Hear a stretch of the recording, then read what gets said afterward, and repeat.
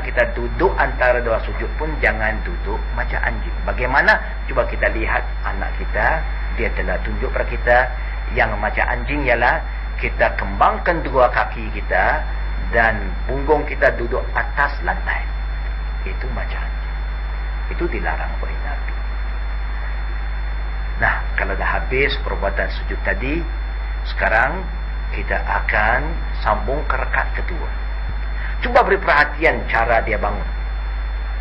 Bila dia tak bangun, bila dia sudah bangun daripada sujud, duduk, rehat seketika, dia akan letak kedua tangannya dan dia genggam dengan dua penumbuknya, lalu dia tolak dan baru dia angkat dua lututnya.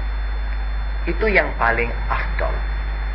Ya, artinya kita genggam kedua penumbuk kita dan kita tolak, barulah kita angkat lutut kita. Tapi kalau seseorang tidak boleh buat cara itu, bolehlah dia buat. Letak kedua tangan atas pahanya, baru dia tolak ya, badan dia daripada duduk ke rakaat kedua. Tetapi yang afdalnya digalakkan oleh Nabi, kita genggam kedua penumbuk dan kita tolak dengan tangan kita dulu, kemudian baru angkat kedua lutut dan terus berdiri ke rakaat kedua. Bila sampai rakaat kedua, kita akan baca Bismillahirrahmanirrahim. Alhamdulillahi Rabbil Alamin. Ar-Rahmanirrahim. Maliki Yawmiddin. Iyyaka na'budu wa iyyaka nasta'in. اهدنا الصراط المستقيم صراط الذين أنعمت عليهم غير المغضوب عليهم ولا الضالين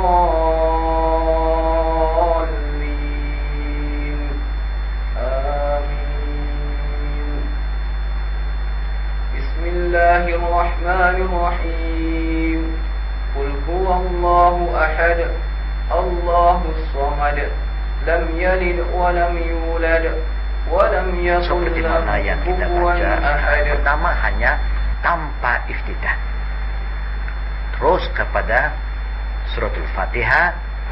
Dan jangan lupa setiap kali kita nak baca Al-Quran, kita diperintah oleh Allah supaya ta'awuzu, berarti membaca a'udzubillah minas sami'il alim minasyaitonir rajim min hamzihi wa nafthihi wa nafthihi. Lepas tu baca bismillah balik, Fatihah, kemudian diikuti dengan satu surah. Dengan syarat jangan lupa kita baca surah kedua ini mesti surah selepas surah yang pertama. Ikut tertibnya. Contohnya rakaat pertama dia baca kuliah, rakaat kedua sekarang anak kita baca qul huwallah. Asal menurun, ya, itu boleh kita pilih. Tapi tidak ada contoh Nabi baca rakaat pertama kuliah, rakaat kedua dia baca qul huwallah atau lain-lainnya.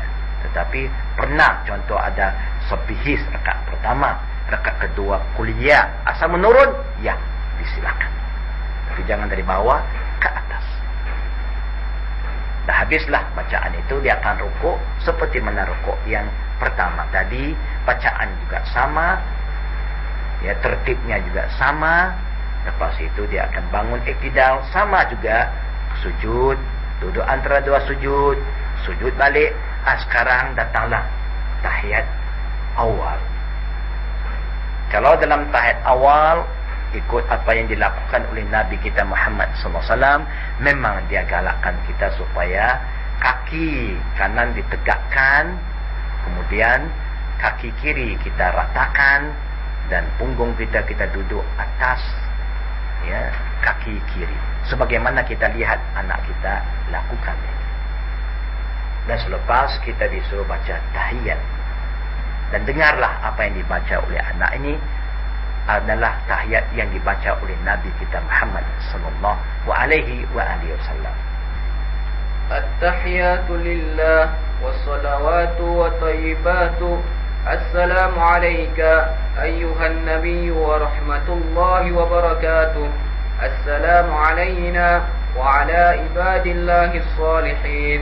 أشهد أن لا إله إلا الله وأشهد أن محمدا عبده ورسوله اللهم صل على محمد وعلى آل محمد كما صليت على إبراهيم وعلى آل إبراهيم إنك حميد مجيد وبارك على محمد وعلى آل محمد كما باركت على إبراهيم وعلى آل إبراهيم إنك حميد مجيد. Tahiyat awal biasanya Nabi baca sampai innaka hamidun majid. Mungkin orang awam yang tak biasa selalu dia baca sampai Allahumma salli ala Muhammad, kemudian dia terus bangun. Tetapi contoh dari Nabi, dia baca tahiyat awal sampai innaka hamidun majid, seperti mana anak kita telah baca. Apa perbezaan kita lihat di sini? Satu ada, yaitu perbezaan gerakan jari.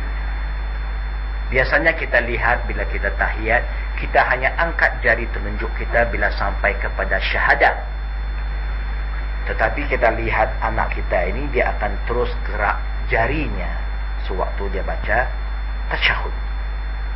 Kenapa dia gerakkan jarinya? Oleh kerana Nabi kita Muhammad sallallahu alaihi wasallam menggerak-gerakkan jari telunjuknya sambil membaca doa sepanjang membaca tasyahud.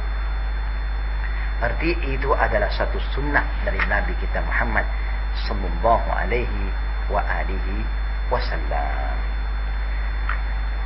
Pernah juga ditanya, ya, apakah kelebihan gerak jari, ya, berterusan? Katanya, dahiya asyaddu ala syaitan minal hadid, yakni sababah. Gerakan jari telunjuk lebih keras dirasakan syaitan daripada pukulan besi. Ya. Ini disabdakan oleh Nabi kita Muhammad sallallahu alaihi wa alihi wasallam. Ini kita akan jumpa di dalam kitab-kitab, ya, Al-Baihaqi, Tabrani, di dalam sunan mereka, ya. Adalah contoh dari Nabi Muhammad sallallahu alaihi wasallam. Kemudian disebutkan lagi, ya, di dalam kitab An-Nasa'i dan Baihaqi dalam sanad sahih, karena Rasulullah SAW yaf'alu zalika fi tashahhudaini jami'an. Nabi akan gerak-gerak jari ini kepada kedua-dua tasyahud. Tahiyat awal sama, tahiyat akhir juga sama. Caranya dia genggam. Lihat anak kita, dia genggam tiga jari, kemudian jari telunjuk ditegakkan, ibu jari di bawah jari tengah, kemudian dia gerak-gerakkan jari. Para jemaah yang kami hormati, walaupun kita rasa ganjil bagi kita kerana kita belum biasa dengan cara itu dan mungkin kita belum didedahkan dengan itu, tetapi janganlah kita timbulkan fitnah bahawa perbuatan ini memang berasaskan dari hadis yang sahih, ya, di dalam kitab-kitab yang sah. Selepas itu, kalau kita salat dengan adanya tahiyat akhir saja, artinya macam subuh, maka selepas kita baca tahiyat akhir, selawat innaka hamidun majid sampai innaka hamidun majid, kemudian kita akan diperintah oleh Nabi supaya membaca doa. Ya, selepas kita selawat, diperintah oleh Nabi baca doa. Kerana Rasulullah pernah bersabda, "Iza tashahhadu ahadukum falyasta'iz billahi min arba." Bila kamu bertasyahud di dalam solat, hendaklah kamu minta dengan Allah jauhkan dari 4 perkara. At-tahiyatu lillah was-salawat wat-thayyibat